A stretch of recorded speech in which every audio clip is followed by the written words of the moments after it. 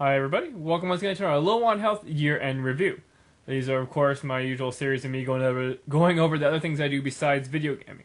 This particular one will be focusing on my 2010 TV shows that I watched, in which case I kind of grouped my BBC and my American TV thing together because I didn't really watch that too many new things as it was with the BBC stuff. But let me just go ahead and start this ball rolling for a bunch of YouTube clips. What we got first here, of course, is going to be The Last Airbender, in which case I cannot stress how much I enjoyed Avatar: Last Airbender. A lot of people had recommended it to me. I heard, positive things about it, kind of put it off, but then I finally decided to watch it all. And man, was I super mega pleasantly surprised. Like, I was really blown away by how good this series was. And I will go on record on saying, in its condensed 3 seasons, that Avatar is better than Dragon Ball Z, Bleach, and Naruto, which have been drawn out. The characters they actually grow and develop. The battles are particularly very good because all the battles won't be the same thing. They don't use the same technique over and over again. And the other people try to always just use the same technique against them. It's very much, the fighting is very organic and very dynamic. Each battle is definitely different. I really enjoy that immensely. But it has a nice kind of just culmination of humor, childish humor, and nice kind of serious overtones and undertones. It was just a very good series, and I have to still recommend it to people left and right if you're kind of on the fence about it, or you kind of know if you know that because it's a Nickelodeon thing, or if because it's American production. It's just really good, and I'm thinking about really seriously rewatching it again because it's just so good. Moving on to the next thing I want to talk about was, of course, Lost. Lost ended this year in 2010. It ended the final series and season and episodes. In which case, I was happy with Lost. I mean, we all been watching it forever. I mean, everybody knows of Lost and they've been watching it. A bunch of kind of loose ends here and here that were left, and a lot of people weren't 100% happy with the ending. I thought it was okay. There are some kind of course, things left over, left unanswered. But on a whole, the whole Lost experience in the end season finale was, I think, very good and a good way to end it. And still kind of leave it open for interpretation for other mediums, either comic books or movies or something to kind of take off on them. But you had to enjoy Lost. Next one we'll talk about here is going to be Archer. You had to get another show that, for whatever reason, I had put off watching. People had said, hey, Jimmy, you should probably watch this series. It's really good. It's funny. It's up your alley. It's the adult swim kind of Aqua Teen Sea Lab people. You should definitely give it a watch. In which case, I finally did, and I enjoyed it immensely. It does look like it's not available on Netflix anymore. It might be now. It comes on and off, but Danger Zone. I mean, that's just funny.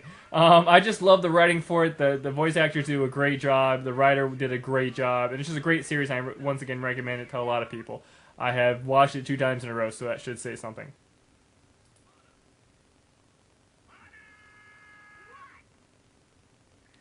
Danger Zone. Sorry. Next one I'm going to talk about here. Hold on, guess what? Next one I'm going to talk about here is going to be Reaper. Reaper is a CW. What network is that? I forgot. This is a show about a kid. His parents sell his soul to the devil so they don't die, and this devil comes to pick up the soul and whatnot. And he basically gets licensed as a bounty hunter to capture souls that release from hell. Anyway, this series is freaking fantastic. I was pleasantly surprised to see something like this actually capture my attention, and it's just really good. The characters are great. I mean, they're kind of like, budding adults. They're kind of coming into age and whatnot. They're not teenagers, not adults, and a lot of 20-somethings can relate to them. And it has a lot of relationship issues and whatnot, but it's still just an over-the-top kind of action comedy, in which case it is awesome. Sock, his best friend, has some of the best lines ever in a series, a comedic series. And it's really kind of sad that after, I think, 2 seasons, it kind of just got dropped with a cliffhanger and everything. But I really did enjoy watching it. And once again, depending on how this year goes, it's something I probably will watch again. So if that's saying something, Kate should look and try to watch Reaper. I think it might actually be up for streaming on other resources and whatnot. Moving on here, the next one we'll talk about is going to be True Blood. Once again, another series I really didn't care about because of the whole new vampire kind of thing that popped up that everybody's queuing about. But this is actually kind of nice, bloody vampire stuff. Basically, this is a nice little series. I was kind of pleasantly surprised with it. It's, of course, done off of the Sookie Stackhouse books, which I tried to read and couldn't. But the series is real good because it has nice, basically a boob, has a lot of boobs in it, has a lot of blood, a lot of kind of adult overtones, which is nice to have a nice, real, gritty kind of vampire series going on. It's kind of funny because there's a lot of also kind of a gay overtones and undertones, but usually for any type of gay sequence, you get another sequence with boobs or a sex scene or something. But it's just one of the rare series that I'm actually watching and plan on watching for a while. Even though things kind of get drawn out and they keep throwing more and more supernatural crap in, they're like, ooh, werewolves, okay, ooh, witches, okay. But I swear to God, if the next season has the next season's gonna have like fairies.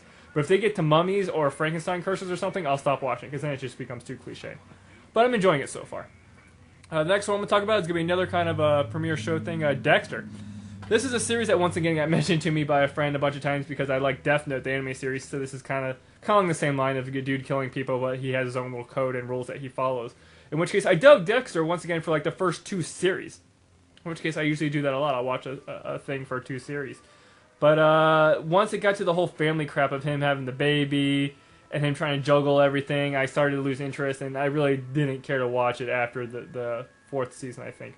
I'm not bothering anymore. A lot of people have said, yeah, it's not that great anymore, but it kind of got better, but I'm just not going to bother. I'm just going to hold on to as much as all the good memories I have of it in the first 2 seasons. Next one I'm going to talk about is going to be... okay, this is I mentioned before, BBC did BBC Earth, which was a fantastic series they did. Then they did BBC Life, in which case this is the plant segment.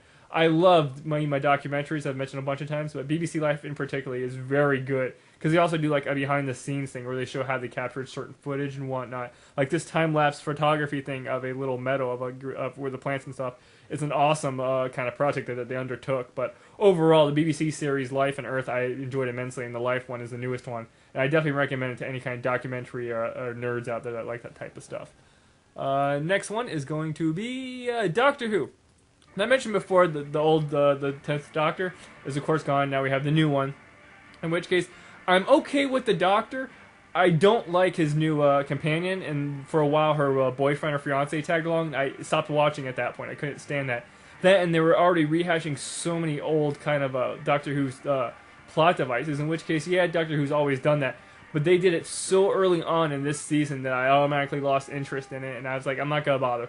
Maybe down the road I might pick up back into it, but I just definitely don't dig this new companion. And the Doctor, sorry, I'm 50-50 on. Next one is going to be Soap.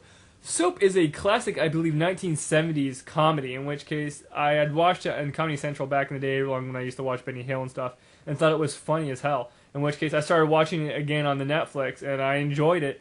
Once again, like for the first 2 seasons. After the second season, things kind of started to get too cliche and too kind of stale. Basically, once Benson, the sassy black butler, leaves, it kind of goes downhill. Not downhill, it's just I lost interest in it. But it's still a good series if you don't know what I'm talking about.